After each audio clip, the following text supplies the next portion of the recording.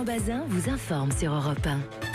Alors la question qu'on se pose évidemment après avoir eu toutes ces informations sur les attentats de Carcassonne et de Trèbes, c'est quel est l'état réel de la menace terroriste en France à l'heure où nous parlons. Comment l'évaluer d'ailleurs? Avons-nous affaire à des loups solitaires comme on a dit parfois, ou au contraire à des réseaux qui sont d'ailleurs plus ou moins organisés? Voilà les questions qu'on va se poser ce soir. N'hésitez pas, comme toujours, 3921 pour poser vos questions à nos deux experts qui sont ce soir Jean-Michel Decugis, bonsoir à vous. Bonsoir. Auteur du Chaudron français avec Marc Leplongeon, c'est publié chez Grasset. Enquête sur les djihadistes de Lunel. C'est à 2 heures de route de Carcassonne, Lunel, et enquêteur au Parisien. Et puis Didier François. Bonsoir Didier, spécialiste évidemment des questions de terrorisme, de sécurité et de défense à Europe 1. D'abord, on entend que Daesh a revendiqué. Qu'est-ce que ça veut dire quand Daesh revendique? Est-ce que ça veut dire que Daesh a commandité? Alors pas obligatoirement, honnêtement, on est sur, on voit bien qu'il y a plusieurs types de communiqués et de revendications qui sont faites par Daesh. Bon, il y a très longtemps qu'en fait ils n'ont pas directement piloté un attentat organisé, planifié, entraîné depuis la Syrie et l'Irak, pour une raison simple, c'est quand même depuis 2016-2017 ils prennent la foudre et que ils ont perdu Raqqa, qui était leur ville principale en Syrie, ils ont perdu Mossoul, et donc ils ont perdu leur capacité logistique à ce que les services de renseignement appellent la projection de puissance, donc la menace sur nos pays. En revanche, ils ont essayé de compenser cette faiblesse organisationnelle qu'on leur a imposée par notre action militaire, avec cette espèce de tentative d'appel général au soulèvement, ou en tout cas au passage à l'acte direct de leurs membres. Via Internet, par exemple? Alors via Internet, via des communiqués, via les vidéos qu'ils utilisent, mais là aussi qui se raréfient. Et d'ailleurs, on le voit très très bien, depuis 2017, on voit qu'il y a eu, alors qu'en 2016, on a encore des attentats un peu organisés, à partir de 2017, on a des attentats beaucoup moins élaborés, mais toujours avec des liens. Par exemple, Rachid Kassim, on téléphone sur Telegram, la tentative d'attentat. Telegram, c'est un réseau de téléphone crypté. Pour revenir sur les revendications, en fait, elles sont, dans l'histoire de Daesh, elles sont très différentes, les revendications. Il peut y avoir des revendications auxquelles on ne s'attend pas. Par exemple, je pense aux derniers attentats. Et puis, par exemple, le musée juif à Bruxelles, l'attentat du musée juif à Bruxelles, où là, tout paraissait être Daesh, et là ils l'ont pas revendiqué. Puis l'attentat de Las Vegas, et bien là, en fait, oui, tout pensait. Et c'est très divers, c'est très aléatoire. Ça, je comprends. Mais est-ce que quand ils revendiquent, ça veut dire qu'ils considèrent que c'est un homme à eux? C'est-à-dire qu'ils l'ont. Non, ils étaient en contact avec lui d'une manière ou d'une autre. Aujourd'hui. Il y a de l'opportunisme chez Daesh. D'accord. C'est très aléatoire. Aujourd'hui, il y a évidemment Daesh au niveau de la structure territoriale. Ils sont très mal. Maintenant, il y en a qui sont restés. On pensait qu'il y aurait beaucoup plus de rentrants. En fait, ce sont des combattants qui sont maintenant au Mali, ils sont partis un peu partout. En Syrie, bon, il y en a quelques-uns qui restent. Et puis, il y a le Daesh virtuel qui est sur les réseaux sociaux, qui communique par les réseaux sociaux et via les messageries cryptées. Donc Didier François, on doit considérer que Redouane Latkim est un loup solitaire? Alors loup solitaire non, parce que c'est pas parce que justement il n'est pas directement activé par Daesh qu'il est solitaire, parce qu'il a quand même fallu qu'on le recrute, il a fallu quand même qu'il ait des contacts, il a fallu qu'il y ait de la propagande, donc ils sont jamais totalement solitaires. On peut pas se radicaliser tout seul, il devenir y a un djihadiste tout seul. C'est-à-dire qu'il y a un moment où il y a quand même un environnement. D'où c'est ce que cherchent les perquisitions policières, voilà, j'imagine, en ce moment. En fait, on se rend compte toujours qu'il y a quelque chose derrière. Le gars qui se met totalement en auto-allumage, c'est quand même extrêmement rare. On est dans un profil à la Mera, c'est-à-dire toujours le même profil, petit délinquant, connu des services de renseignement, qui a fait de la prison. Depuis Raed Kelkal, c'est toujours un peu la même chose. Et Mera, c'était à peu près la même chose. Donc effectivement, derrière, il y a toujours en filigrane une organisation, mais le lien est de plus en plus ténu. Je comprends. De plus en plus ténu. Et d'ailleurs, c'est pour ça qu'ils font des erreurs parfois. C'est pour ça que parfois ils font des erreurs de revendication, parce que comme justement ils ont appelé tout le monde à agir et que après ils sélectionnent un peu ce que eux peuvent revendiquer. Bon là, c'est facile puisque lui-même a dit un certain nombre de choses. Donc eux le voient sur la presse. Mais comme ils sont de plus en plus loin, qu'ils ont de moins en moins accès à Internet, des fois ils font des revendications qui sont un peu bizarres. Et ce qui s'est passé par exemple sur les États-Unis. Alors que là, je pense que personne. Il est mort, donc il va pas dire l'inverse. 2, il l'avait dit avant. Donc là, pour eux, il y a une opportunité légitimité à revendiquer. Est-ce que Carcassonne est connue comme une zone active, soit de radicalisation, soit de passage au djihadisme? Un des fiefs, il y en a beaucoup de fiefs, il y a dans le sud, il y a plusieurs fiefs, vous parliez de Lunel, on a fait un livre là-dessus. À côté de Montpellier, oui. À côté de Montpellier, mais Carcassonne, oui, effectivement, Marseille, et puis il y a le nord aussi, notre Pourquoi fief. Carcassonne, par exemple? Qu'est-ce qui détermine tout d'un coup le fait qu'une zone devienne active, une zone devienne recruteuse? Alors là, pour le coup, on est sur des choses qui sont très complexes. Mais alors, par exemple, sur la zone Carcassonne, comme sur la zone Barcelone ou comme sur la zone Molenbeek, et là, on l'a d'ailleurs, on a beaucoup de radicalisation dans les 3e, 4e génération de jeunes issus du Maroc et qui, en général, viennent de la région du Rif, qui traditionnellement a toujours été une région en butée avec le pouvoir local, très liée à, donc, soit à la migration, soit au trafic, parce qu'elle n'avait pas fait d'autre chose. Donc, on a vu des mouvements de population très forts et on va retrouver des familles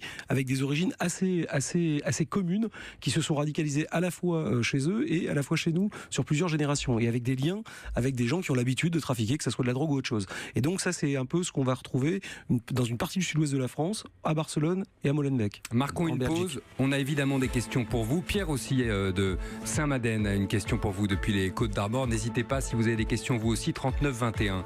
A tout de suite, la menace se précisait depuis le début de l'année, il faut le redire et vous réentendrez le ministre de l'Intérieur le dire sur Europe 1 il y a moins d'un mois. Pour intervenir sur Europe 1, appelez le 3921, 50 centimes la minute. Cuir Center.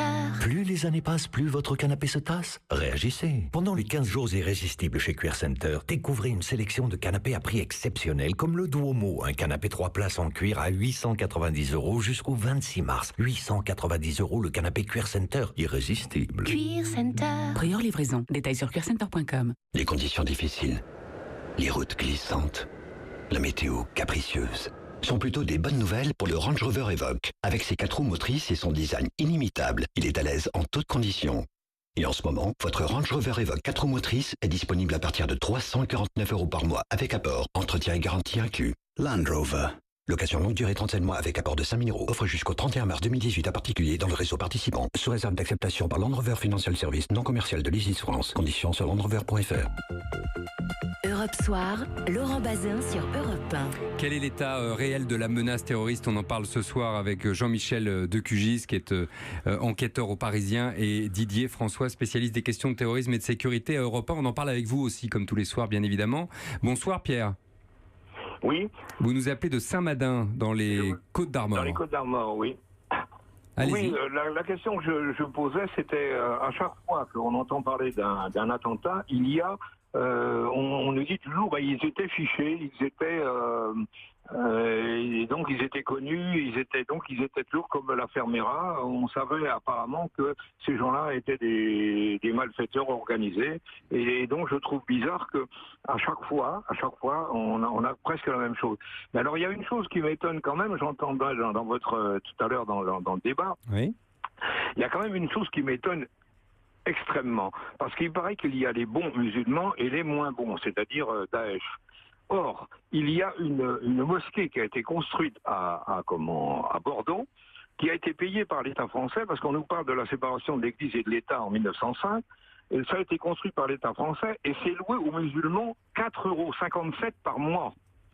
C'est la mairie de Bordeaux, en l'occurrence, qui finance, ce qui est autorisé, l'association culturelle, pour être précis. L'association culturelle. C'est le côté cultuel qui ne peut pas être financé, en l'occurrence, par l'État, mais qui peut parfaitement l'être, en revanche, par une collectivité, si elle le souhaite. Vous permettez que je revienne, Pierre, à votre première question, parce que c'est celle que vous posiez qui a trait à l'actualité d'aujourd'hui. Vous disiez, et c'est vrai que c'est un point, il a raison, Pierre, à chaque attentat, on dit que la personne était fichée ou connue des services de police. Comment se fait-il qu'on ne fasse rien avant, Jean-Michel Decugis? Alors, juste, je vais démentir cette information parce que en fait on a regardé depuis 2014 la plupart des attentats, les 60% des gens qui ont fait des attentats ou des tentatives d'attentats n'étaient pas connus des services de renseignement. Or c'est ça qui est intéressant. Là, il est connu. Là, en l'occurrence, il est connu, mais dans 60% des cas, il n'est pas connu. Donc c'est ça qui est intéressant, c'est qu'on a multiplié les lois antiterroristes, on a bien fait, parce que pour ce genre de personnages, peut-être faudrait-il bien faire un vrai plan de prévention de la radicalisation. On en a parlé, c'est en place. Oui, sauf que il est toujours pas mis en place. C'est très embryonnaire et que, eh bien, des gens qui peuvent basculer comme ça du jour au lendemain, selon nos informations, ce type-là, avant d'aller s'attaquer à l'automobiliste pour lui prendre la voiture, il est allé amener sa petite sœur à l'école le matin. Mais donc vous voyez, c'est assez hallucinant. Oui. Il y a des réponses extrêmement simples, parce que les fichiers, on met et le fichier de radicalisation dans lequel était cet individu, il y a 18 000 noms. Pourquoi ? Parce qu'on met tout dedans. C'est-à-dire que dès qu'on a un indice, même le plus léger possible, on les met. Donc tous les 18 000 qui sont dedans passent pas à l'acte, heureusement, sinon on serait vraiment dans une sale situation. D'accord ? Donc après, le problème, c'est le passage au tamis. C'est comment, entre les 18 000 qui ont été repérés comme ayant eu un contact par sa famille, par des amis, par le quartier, etc., et ceux qui vont passer à l'acte, qui sont une infime minorité, heureusement. Mais il est passé à travers le tamis. Ça c'est clair. Oui. La preuve, c'est qu'il avait même déjà été arrêté. Passé à travers le tamis. Pourtant, effectivement, Mera, l'environnement, mais il était archi connu. Son frère, le réseau Agrégat, etc. Mais là, il était surveillé. La différence, c'est qu'il y a à peu près 20 000 inscrits, effectivement, dans le fichier des radicalisés, et il y en a 3 000 qui font l'objet d'une surveillance étroite. Il faut savoir qu'une surveillance étroite, c'est vraiment pour suivre quelqu'un, c'est une dizaine de policiers. Donc évidemment, les forces de l'ordre, l'effectif n'est pas extensible. Du coup, vous devez faire des choix. Merci à Pierre, en tout cas, de sa question précise, parce que c'est vraiment une question qu'on se pose tous. La menace se précisait, on le disait depuis le début de l'année. Rappelez-vous cette confidence faite par Gérard Collomb, donc ministre de l'Intérieur. C'était sur Europe 1 il y a tout juste un mois avec David Doucan. Depuis le 1er janvier, nous avons déjoué 2 projets d'attentats. 2 projets d'attentats qui n'étaient pas encore totalement finalisés, mais où un certain nombre de gens étaient en train de vouloir commettre des attentats, l'un contre un équipement sportif, l'autre contre les personnels de l'armée. Donc oui, la menace existe toujours. C'est les fichiers FSPRT, ceux qui visent la radicalisation. C'est le fichier de traitement des signalements pour la prévention de la radicalisation terroriste. Voilà, c'est ça. Pour nos auditeurs. Nous en avons 17 000 qui sont suivis de manière active. Donc les 2 équipes précédentes, si j'ose dire, qui ont été empêchées d'agir, elles aussi avaient été signalées comme radicalisées. Ce sont des nouveaux, enfin, je veux dire, c'est comme on dit en jargon policier, ce sont des nouveaux clients. Non, parce qu'on a tendance à se méfier des djihadistes, ceux qu'on appelle les revenants. Et en vérité, on a l'impression d'avoir l'émergence d'une nouvelle génération là. On a les deux en fait. C'est en ça que c'est compliqué. Donc les revenants, on en est à 271. Donc voilà, il y a 271 personnes qui ont été en Syrie, qui sont revenues en France. Et ils sont pour grande partie en prison. Ils sont en prison pour la plupart. Et dans le tas, il y a quand même 56 gamins, dont la plupart sont mineurs. Donc là, on est sur de. Mais là aussi, il y a une surveillance. Et puis il y a des gens qui n'ont pas pu partir là-bas depuis 2017, avec vraiment on fait quand même des efforts militaires importants. Ils étaient 400 avant la bataille de Raqqa et de Mossoul. Il n'en reste qu'une centaine. Donc vous voyez bien que le travail a quand même partiellement été fait. Quand vous dites que le travail a été fait, c'est-à-dire qu'on a neutralisé, ces gens sur place, en terrain de guerre. Oui, puis on a arrêté beaucoup de monde ici. Et on a arrêté beaucoup de monde ici. Il y a eu des interpellations presque préventives.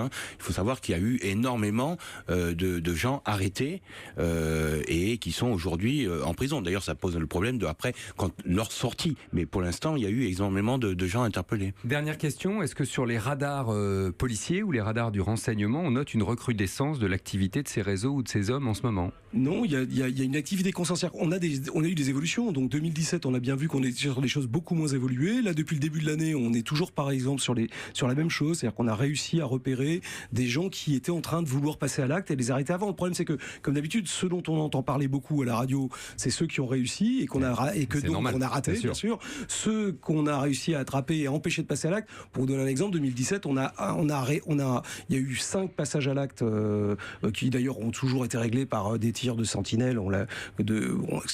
Et pour 20 opérations de terroristes qui ont été déjouées et dont on ne parle pas évidemment. Donc il y a toujours aussi ce décalage.